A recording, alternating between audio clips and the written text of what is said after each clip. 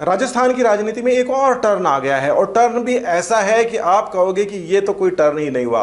बात ऐसी है कि पिछले 3-4 दिनों से गहलोत साहब बार बार एक बात का जिक्र कर रहे हैं। वो जिक्र ये कर रहे हैं कि भाई शेखावत साहब की एक सरकार थी, उसको खिलाफ जो है हम उसको तोड़ सकते थे। और जो भंवरलाल जी शर्मा हैं, जो इस समय बहुत ही ज्यादा बढ़िया बढ़िया बातें बोल रहे हैं, वो बोल रहे हैं कि कौन होता है अविनाश पांडे, कौन होता है अजय माकन, कौन होता है अशोक गहलोत, मैं सबसे सीनियर हूं।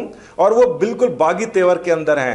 उनके ये बागी तेवर हैं, उससे युवा तो बड़े खुश हैं। अब पता नहीं राजनीतिक बाकी कोई खुश हो या नहीं हो, एक अलग बात है। मगर इस बारे में यही बात चल रही है कि भंवरलाल जी शर्मा ने 93 के आसपास में बीजेपी को तोड़कर और मतलब एक व्यवस्था को बिगाड़ने की कोशिश की थी, जिसका गहलोत साहब और कांग्रेस ने, मतलब खासकर कांग्रेस ने, क्योंकि 93 के टाइम में जो था उस समय गहलोत साहब थे, पावर के अंदर थे, माना जा सकता है पावर में थे, मगर फिर भी उन्होंने इस चीज का बिल्कुल साफ मना कर दिया था। और ये भी कह रहे हैं कि मैं तो राज्यपाल को मिलकर बोला था कि इस तरीके की चीजें हम तो कर ही नहीं सकते। 2 मौके आए थे भैरव सिंह शेखावत के वक्त में, जब उनकी साथी सरकार गिरा रहे थे, तब मैं खुद गया तत्कालीन प्रधानमंत्री पीवी नरसिम्हा राव जी के पास में।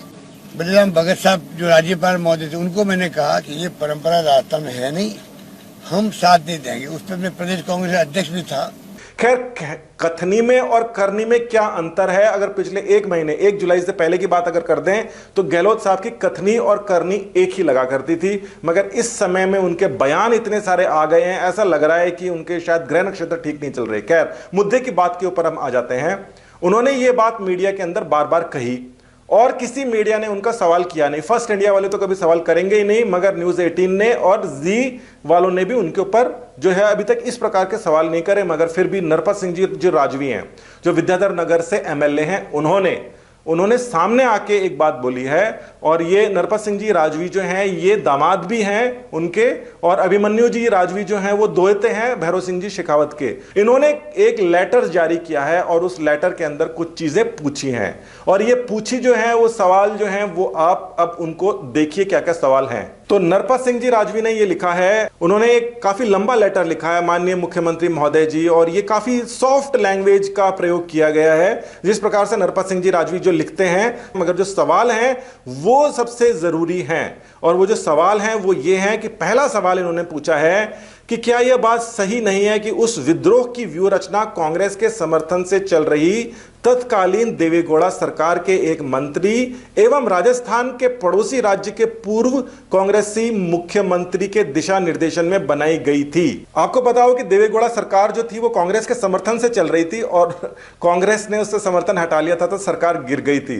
अगर आपको पता नहीं हो तो आप थोड़ा सर्च करके देखना। साथ ही के अंदर नरपत जी राजवी बहुत ही सॉफ्ट स्पोकन, बहुत ही शालीन किस्म के इंसान है, इसीलिए उन्होंने बहुत ही शालीनता से जो पड़ोसी जो मुख्यमंत्री है उनका नाम भी नहीं लिया है। सवाल नंबर 2, क्या यह सच नहीं है कि बहुमत सिद्ध करने के लिए बुलाए गए सत्र के दौरान अभिभाषण पढ़ने आए माननीय राज्यपाल महोदय के साथ कांग्रेस विधायकों ने न सिर्फ हाथापाई की, बल्कि उनके हाथ से अभिभाषण की प्रति छीनकर फाड़ने एवं उनका माइक तक तोड़कर राजस्थान विधानसभा की मर्यादा सदा के लिए भंग करने का दुर्भाग्यपूर्ण कृत्य किया गया। अब ये सवाल नंबर 2 है, इसके अंदर सवाल नहीं है, ये तो एक तरीके से बात ही बता दी गई है कि राज्यपाल का माइक छीन ले जाना, उनके कागज फाड़ देना, ये सब कांग्रेस वालों ने किया था। हालांकि ये बहुत ही दुर्भाग्यपूर्ण था, मगर फिर भी अब हो गया तो हो गया, क्या कर सकते हैं। सवाल नंबर 3 क्या है, अगर सच में कांग्रेस का उक्त असफल विद्रोह से कोई समर्थन नहीं था तो उस विद्रोह के रचयिता श्री भंवरलाल शर्मा एवं उनका साथ देने के कारण भाजपा से निष्कासित श्री रेवत राम पवार जैसे विधायकों को आखिर कांग्रेस द्वारा आगामी विधानसभा चुनाव में क्यों टिकट से नवाजा गया? ये है सवाल सबसे तगड़ा कि आप बार बार ये बोल रहे हो कि भाई हम तो है ना ऐसी चीजों को बिल्कुल पसंद ही नहीं करते। गहलोत साहब ये बोल रहे हैं ना बार बार कि हम उस चीजों को पसंद नहीं करते। तो ना सिर्फ भंवरलाल जी शर्मा जो कि बहुत ही बागी स्वर के अंदर है इस समय, उनके आपने बयान सुने होंगे, उन्होंने इस तरीके से काम अगर किया, मान लो जैसे कि अशोक गहलोत जी जिस तरीके से बोल रहे हैं, उन्होंने ये बात कही है भंवरलाल जी शर्मा के बारे में कि ये तो उस समय भी तोड़ना चाह रहा था और वो तो हम थे जो हमने टूटने नहीं दी। तो मतलब बीजेपी से बोलने की कोशिश कर रहे हैं कि बीजेपी इस पचड़े में ना पड़े, जैसा अभी तक भी नहीं है। और केवल वही नहीं, जो बीजेपी वाले जो मिलकर उनके साथ जो कर रहे थे, उनको आपने एक तरीके से मेडल देकर अगली बार टिकट दिया। कहने और करने में बहुत अंतर होता है राजनीति के अंदर।